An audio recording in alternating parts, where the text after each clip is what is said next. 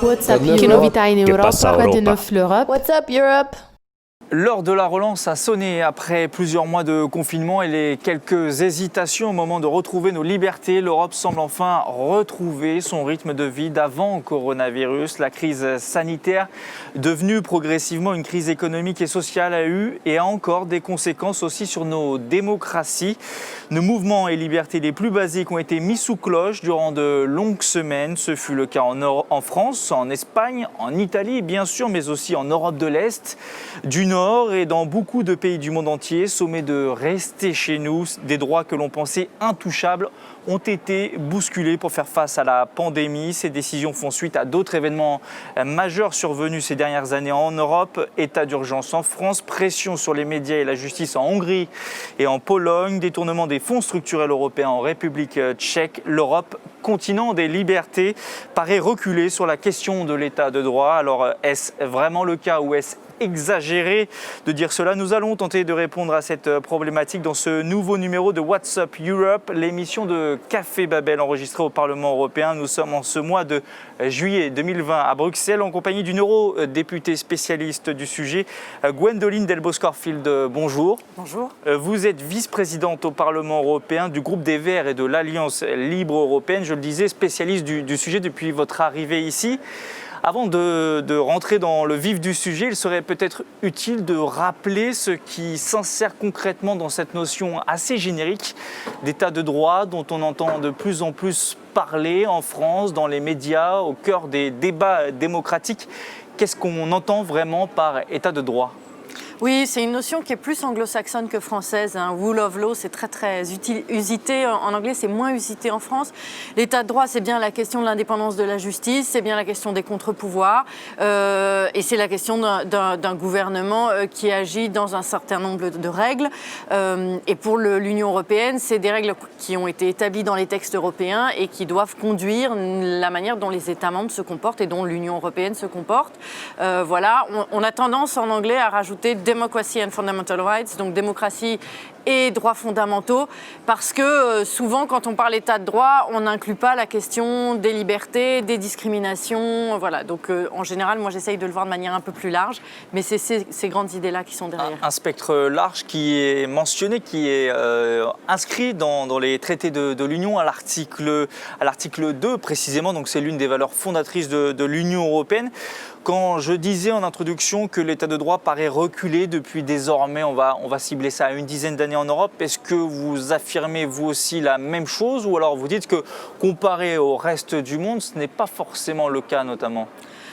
Alors après, quand on fait des comparaisons avec ailleurs, on peut toujours trouver pire et bien pire évidemment et on voit bien que de manière générale, on est en difficulté sur ces questions-là de manière planétaire. On voit des reculs en Afrique, en Arabie, on voit malheureusement des reculs, un sujet qui est très actuel avec Hong Kong. Voilà. Mais ceci étant dit, oui, il y a des reculs en France et en Europe, excusez-moi, et même si c'est... Lapsus révélateur peut-être. Aussi en France, oui. Même si on peut dire cette expression un peu désagréable, moins pire, ces reculs existent et ils existent effectivement depuis à peu près une décennie. En ce qui concerne les deux États qu'on a l'habitude de cibler au niveau de l'Union européenne, parce que vraiment il se passe des choses graves, c'est-à-dire la Pologne et la Hongrie, ça fait à peu près une décennie.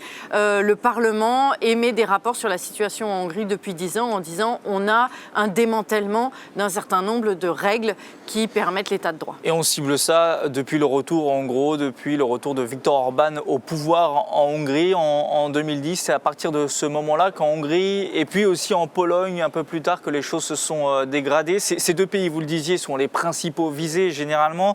Ils sont sous la menace de l'article 7 du traité de l'Union européenne qui permet notamment en cas de violation des valeurs fondamentales, je cite, une suspension des droits de vote au Conseil européen. Qu'est-ce qui se passe concrètement dans ces pays qui sont si graves que cela? On n'a peut-être pas assez d'informations en France, en Europe occidentale. Qu'est-ce qui se passe concrètement là-bas ?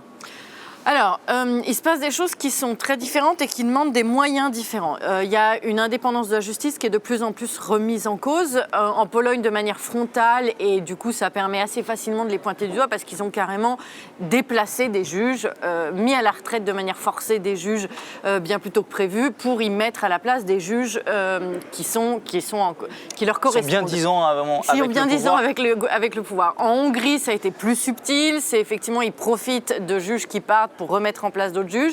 Et puis, ils ont commencé à limiter les droits de la justice locale. Et puis, ils ont aussi changé les règles de la Cour constitutionnelle. Et donc, là aussi, ils ont changé les gens. Après, c'est une concentration des médias qui, là, se fait par le biais simplement de l'argent, c'est-à-dire qu'aujourd'hui, il y a des grands actionnaires riches, proches de Orban, qui sont en train d'acheter tous les médias, qui les ont quasiment tous achetés, à vrai dire, et qui sont en train, évidemment, d'avoir des médias qui ne racontent que des choses positives à propos du gouvernement et qui disent des choses horribles à propos de l'opposition. C'est le cas aussi pour les médias en Pologne. Il y a l'élection présidentielle, le second tour arrive très bientôt. Peut-être que quand on va diffuser cette émission, le second tour sera passé. Mais est-ce que vous affirmez aussi que... Oui, alors c'est moins fort la concentration des médias en Pologne, mais elle existe aussi. Et dans tous les cas, on a des médias qui disent de l'opposition qu'ils sont fous, qu'ils sont des traîtres, dangereux, des choses extrêmement violentes, qui mettent des grandes affiches avec leur nom en disant traître à la nation. Donc on a un climat aussi qui est extrêmement difficile et violent. Et puis on a une attaque systématique contre les associations, les ONG qui défendent les migrants. On a une attaque systématique contre les associations qui défendent un certain nombre de valeurs ou de personnes, comme les personnes LGBTI, comme simplement les pauvres aussi. On a par exemple en Hongrie un décret qui interdit d'être un SDF. On a des décrets qui mettent en prison les gens pour toutes sortes de raisons.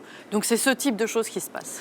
On a l'impression que politiquement, que la Pologne est plus facilement visée et visable, si vous me permettez l'expression, que la Hongrie, même si les médias s'intéressent beaucoup à la Hongrie. La Pologne a fait l'objet d'une nouvelle procédure d'infraction par la Commission européenne. C'était fin avril pendant le confinement. Est-ce que vous partagez aussi cet avis qu'on s'attaque plus facilement à la Pologne qu'à la Hongrie ? Oui, il y a une distinction. Et pourquoi, du coup ? Alors, on est dans deux cas différents. La Hongrie, c'est le Parlement qui alerte depuis 10 ans et qui avait beaucoup de mal à se faire entendre et qui a fini par voter par lui-même, à l'unanimité, le fait de déclencher l'article 7. Dans le cas de la Pologne, c'est la Commission qui l'a fait.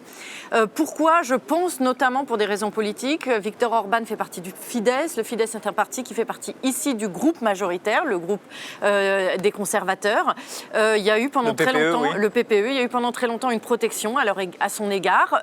Elle est en train de s'ébrécher. On sent que de plus en plus de gens remettent en question. Oui, certains appellent à droite maintenant à écarter le Il y a eu pendant le parti de confinement Viktor un appel d'un certain nombre de leaders de droite conservateurs pour dire ce parti ne doit plus faire partie de notre grand groupe. Nous n'avons plus rien en commun. Et Donald Tusk, qui est le président de ce parti au niveau européen, a dit clairement c'est problématique. En Pologne, c'est un parti eurosceptique, clairement affiché extrême conservateur et extrêmement catholique et qui attaque de manière plus frontale et qui ne fait pas partie de la majorité. Donc effectivement, on sent que les attaques sont plus faciles. Ils sont aussi, il faut le dire, moins doués, il faut être honnête. Politiquement, les Hongrois politiquement, juridiquement, les advisors, les conseillers de Orban font extrêmement bien leur travail. Toutes les lois sont tricoté de manière très subtile, c'est toujours très difficile de voir la menace qui est derrière.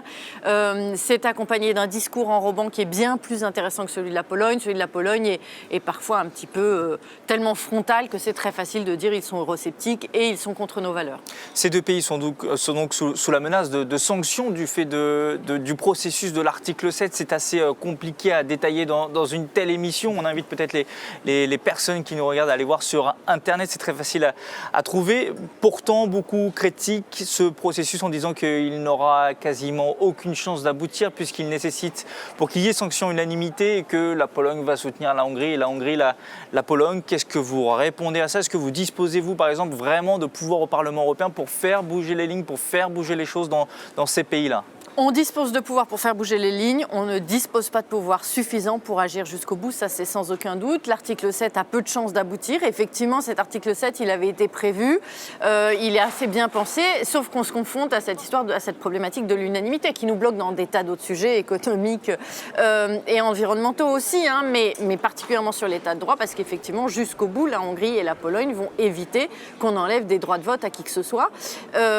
Et pas simplement eux, c'est-à-dire que d'autres aussi sont pas encore complètement convaincus, etc. Donc on n'arrive pas à aboutir sur ces sanctions. Ce qu'on arrive à faire bouger, c'est les mentalités, c'est la prise de conscience. Ça, il y a eu un gros travail de prise de conscience. Pendant très longtemps, Orban n'était pas vu comme un danger pour la démocratie. C'est très récent. Est-ce qu'au sein même des pays, ça bouge? Puisque c'est ça qui compte peut-être le plus. Est-ce qu'au sein de la société hongroise, au sein de la société polonaise, les choses évoluent aussi dans un sens souhaité? Mais c'est très compliqué de faire la distinction, hein. On pourrait se dire ces gens sont élus, c'est donc que la société est d'accord avec eux, la population est d'accord avec eux. Je veux dire, les maires des maires des deux grandes villes qui ont été élus récemment, Varsovie comme Budapest, on est dans les deux cas dans des maires progressistes qui se présentent sur une alternative totale à tout cela.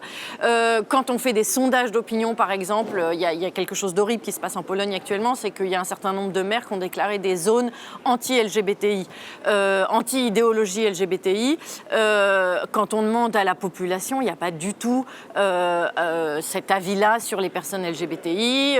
Pareil pour les droits des femmes, etc. Donc on a des populations qui sont bien plus proches de nos valeurs que ce qu'on croit. Donc c'est toujours difficile de savoir, mais en tous les cas, le fait que le Parlement les soutient est souvent vu par les associations comme énorme. Et ils nous demandent ce soutien et ils l'utilisent pour essayer d'être plus forts eux, dans leur pays. Et visiblement, il y a une idée qui semble faire son chemin en ce moment, notamment dans les négociations sur le plan de relance, aussi dans le cadre financier pluriannuel. Ce serait de conditionner les versements plutôt des subventions au respect justement de l'état de droit. Est-ce que cette idée a là aussi une chance d'aboutir? On sait que ces mannes financières représentent des milliards et des milliards d'euros, sont très importantes pour ces pays-là plus précisément, pour d'autres aussi, mais peut-être plus pour ces pays de l'Est. Est-ce que ça peut aboutir et être un moyen de pression efficace sur eux? Oui. La Pologne comme la Hongrie sont des pays bénéficiaires nets, hein, donc c'est énorme ce qu'ils reçoivent par rapport à des pays qui sont plutôt contributeurs. Et donc ça aurait un intérêt. Là encore, je pense que ça va aboutir. Ça va aboutir, je pense, dans une version très timide. Ça sera un premier pas, mais ça ne sera pas suffisant. Là encore, il faut unanimité pour décider la structure du plan pluriannuel financier. C'est les règles de l'Europe, c'est des règles qu'on a besoin de remettre en cause, mais pour l'instant, c'est celle-là. Cette unanimité fait que, évidemment, la Pologne et la Hongrie, depuis 1 an et demi de négociations avec notamment des pays comme la France, l'Allemagne, la Finlande, la Suède qui ont vraiment mis une pression énorme à accepter, ces deux pays ont accepté qu'il y ait une ligne qui prenne en compte l'état de droit. Donc il y aura probablement une petite conditionnalité. À partir du moment où ça demandait l'unanimité, vous pensez bien qu'ils auront accepté le minimum possible. Cette conditionnalité sera donc très timide, je pense.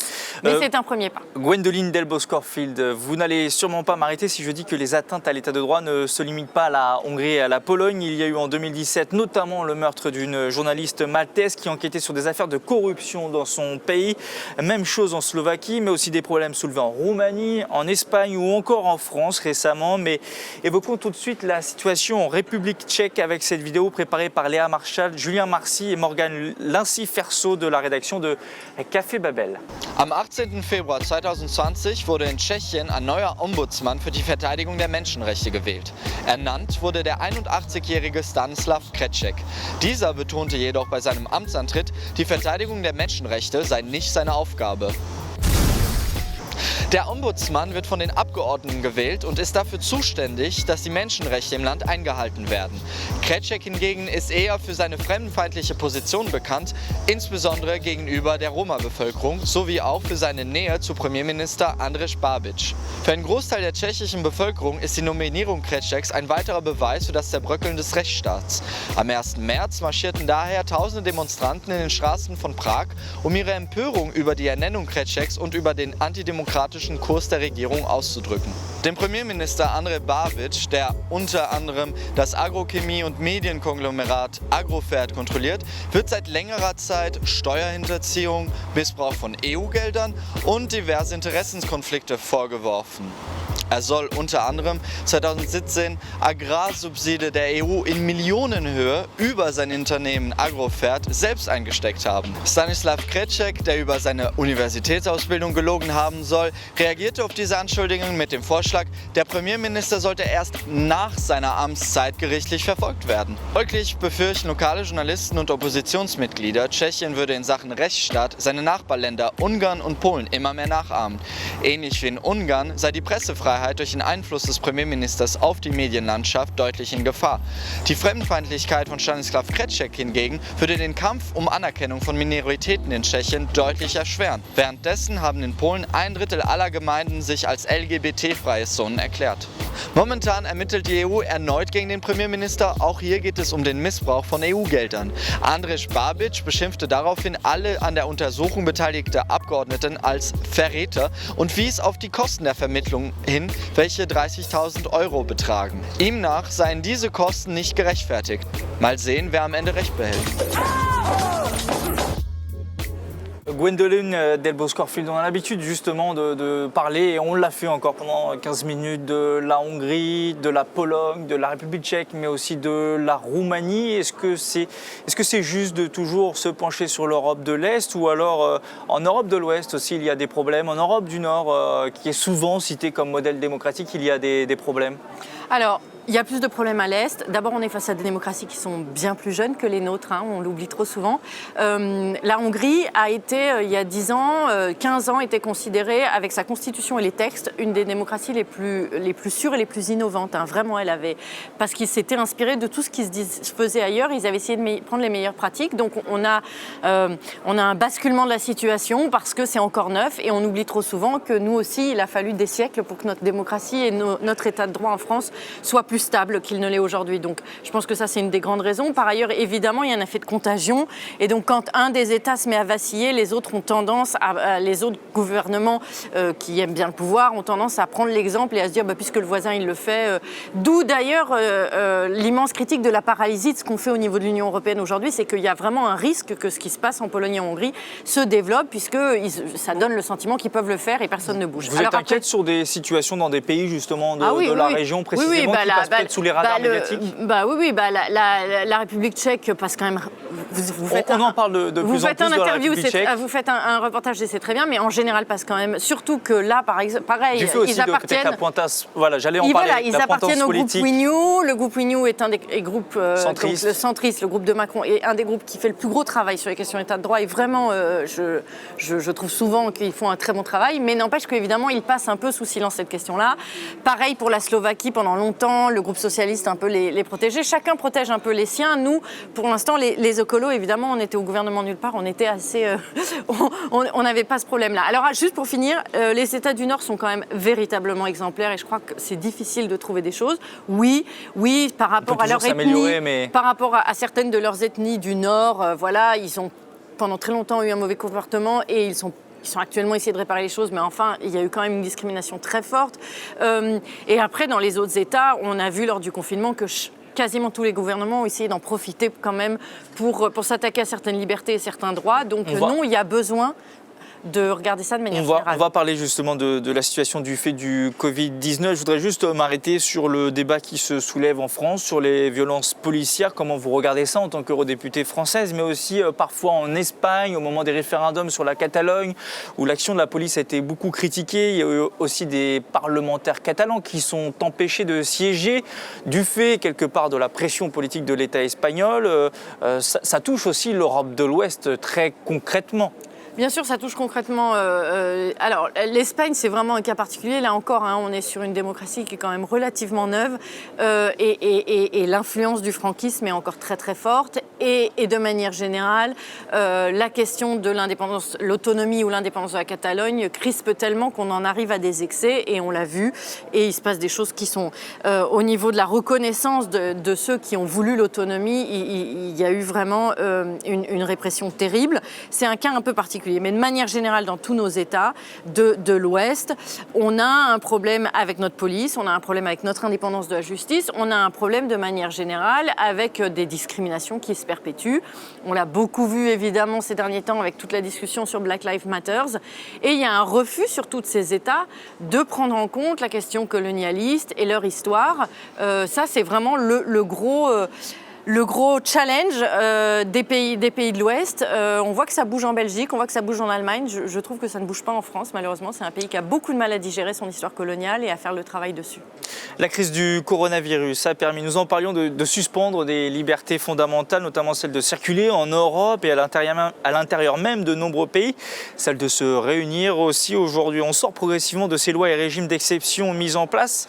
Est-ce que, comme la majorité des citoyens, finalement, pensez-vous que restreindre à ce point les libertés, quitte à risquer jusqu'à la prison en France, à un moment ce fut le cas, c'était justifié ou alors nos démocraties ont été trop loin en la matière pour des raisons de santé? Il y a plusieurs choses. La première chose, c'est que moi j'ai été épatée par la résignation rapide et sans discussion de des populations en général. Oui, ça a été très vite en quelques jours. Oui, et tout le monde l'a accepté plus ou moins. Décret. Et ça m'inquiète toujours un peu. Effectivement, je pense qu'il y avait des vrais motifs sanitaires dans la plupart de nos pays. On a vu dans quelques États membres des décisions qui n'avaient rien à voir avec des raisons sanitaires. L'Allemagne notamment. Ah non. Oui, je parle plutôt là dans l'Est. Il y en a qui ont profité quand même pour prendre quelques mesures qui n'avaient vraiment rien à voir. On dit aussi que l'Allemagne a été un bon modèle, beaucoup plus hybride que le système français qui a été peut-être très dur, comme en Espagne aussi. Et puis surtout, moi, ce qui m'a intriguée, c'est qu'il y a eu une émergence de discussions très forte et que je trouve justifiée sur la question de l'application de traçage, par exemple, dans les iPhones. Oui. Tout d'un coup, tout le monde s'inquiétait qu'on allait être surveillé par Big Brother et on a raison de le faire. Mais je suis quand même étonnée qu'on se soit résigné sur notre liberté de mouvement aussi facilement, qu'on ait remis ça en cause absolument sans discuter. Moi, je vis en montagne. Il y a des jeunes qui se sont fait arrêter en montagne pour une balade. Je pense que dans certains foyers, c'était important que les jeunes parfois puissent sortir de chez eux pendant quelques temps. Et quand vous êtes en montagne et qu'il n'y a personne aux alentours, on peut s'interroger sur, voilà, on sait que dans les quartiers populaires, ils ont été beaucoup plus discriminés. Donc voilà, on s'interroge aussi sur les capacités. Pendant ce temps-là, les parlementaires, eux, pouvaient continuer à se rendre au Parlement. On voit bien que là encore, dès qu'on peut, on en profite quand même, volontairement ou involontairement, et des fois c'est dans l'inconscient collectif de nos sociétés que ça se passe, mais qu'il y a une discrimination sur laquelle il faut toujours être vigilant. C'est un sujet justement que vous allez peut-être porter au Parlement européen durant les sessions plénières à suivre, cette démocratie mise sous cloche très facilement, très rapidement.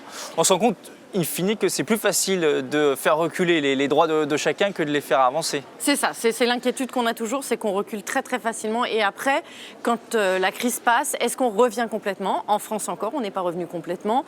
Et c'est difficile pour un gouvernement, quand il a acquis beaucoup de pouvoir et de concentré, de le redonner. On le sait, c'est toujours difficile. Donc c'est là-dessus que nous, on doit être vigilants. Et on est au bon niveau, les parlementaires européens, pour le faire parce qu'on n'a pas la pression de nos États membres et de nos gouvernements. Il nous reste très peu de temps. Je voudrais qu'on aborde maintenant la question du processus d'adhésion à l'Union européenne. C'est d'ailleurs le sens de la question que vous pose Alexis. Cela concerne la Serbie. Écoutez. Bonjour, je m'appelle Alexis Vénier, je suis français. J'ai une formation de droit européen. Je travaille actuellement dans une petite commune rurale du Loir-et-Cher et je suis contributeur pour le Taurillon Magazine depuis 2 ans, spécialisé dans les questions juridiques et les scrutins. J'avais une question concernant la Serbie. Il y a eu des élections législatives il n'y a pas longtemps, remportées très largement par le pouvoir en place, d'autant plus largement que l'opposition avait boycotté ces élections. De plus, la crise du coronavirus a été l'occasion pour le pouvoir de museler les médias, et notamment les médias d'opposition, et on sait que de nombreuses dérives autoritaires sont à noter concernant le président Vučić. Et donc j'avais une question sur les négociations d'adhésion. Est-il pertinent que la Serbie, qui vit actuellement des heures assez sombres vis-à-vis de sa démocratie, est-ce que c'est pertinent qu'on avance encore dans ce processus de négociation d'adhésion? Merci. On va peut-être élargir la question au-delà de la Serbie, dont les négociations en vue d'une adhésion ont été lancées en janvier 2014. Il y a d'autres pays qui sont concernés. Mais c'est vrai que cette question est pertinente. Est-ce qu'il faut continuer ce processus, notamment vers les Balkans occidentaux? On sait qu'il y a eu récemment des polémiques sur un refus français de continuer ce processus, ces discussions. Est-ce qu'il faut continuer ces discussions-là, ou alors il faut arrêter si l'état de droit n'est pas respecté dans ces pays? Il faut continuer avec une fermeté 100 fois amplifiée. C'est possible ça? Ça c'est un peu le en même temps quelque non, part. Non, c'est pas le en même temps. Il se trouve que j'appartiens à la délégation pour la Serbie, donc je connais bien le problème. Aujourd'hui, on a des rapporteurs qui sont encore un petit peu trop timides, un petit peu trop élogieux, qui disent que quand même la Serbie a avancé sur chapitre machin et chapitre truc, et puis ça va pas dans chapitre. Voilà. La réalité, c'est que ces derniers mois, les choses se sont envenimées de manière dramatique. Les associations avec qui moi je suis en contact nous disent qu'ils ont peur pour leur vie aujourd'hui. Les médias indépendants disent la même chose. Effectivement, là encore, on se confronte à la problématique de la Hongrie, parce que le modèle pris en exemple par le gouvernement serbe, c'est le gouvernement hongrois. C'est un grand ami de M. Orban, le président serbe. Et en plus, il se trouve que le commissaire en charge de l'adhésion, c'est le commissaire hongrois. Donc on voit bien que là, on a un vrai problème. Et oui, on ne dit pas assez qu'il n'y aura pas entrée de la Serbie si elle ne correspond pas à un certain nombre de valeurs. Aujourd'hui, elle ne correspond pas. Et pourtant, les rapports que nous faisons sur le processus restent assez gentils. Il faut que les rapports soient beaucoup plus exigeants, beaucoup plus fermes, et disent que non, il y a aujourd'hui des vraies attaques qui ne permettraient pas à la Serbie de rentrer. Dernière question, réponse rapide. Mais jamais on arrête le dialogue. Réponse rapide souhaitée, s'il vous plaît. Est-ce que vous pensez finalement que quand on voit ce qui se passe en Pologne, en République tchèque et en Hongrie, tous les trois ont intégré l'UE en 2004, est-ce que cette intégration s'est faite trop rapidement? Est-ce qu'on peut dire ça rétrospectivement? Non, je crois vraiment pas que l'intégration s'est faite trop rapidement. Si on prenait un autre exemple comme le Royaume-Uni, il était intégré plus tôt et pourtant ça a été compliqué jusqu'au bout. Je pense en revanche que le problème, c'est que les barrages sont très importants à l'entrée, ou l'étaient, ils le deviennent un peu moins d'ailleurs, et qu'ensuite, il ne se passe plus rien. Et qu'ensuite, cette unanimité nous paralyse. Donc aujourd'hui, il faut que ces États n'aient plus de sanctions. Par exemple, ils pourraient ne plus nommer de commissaire, ils pourraient n'avoir ne plus certain nombre de droits de vote. Si on appliquait les règles, alors les sanctions seraient telles que ça les obligerait à bouger. Merci Gwendoline Delbos-Corfield d'avoir répondu à nos questions. Je rappelle que vous êtes membre et vice-présidente du groupe Verts Alliance Libre Européenne au Parlement européen. Cette émission sur l'état de droit en Europe est à retrouver sur le site cafébabel.com et sur nos réseaux sociaux. Bien sûr, on se retrouve très vite au Parlement européen, toujours pour un nouveau numéro de WhatsApp Europe. À très vite.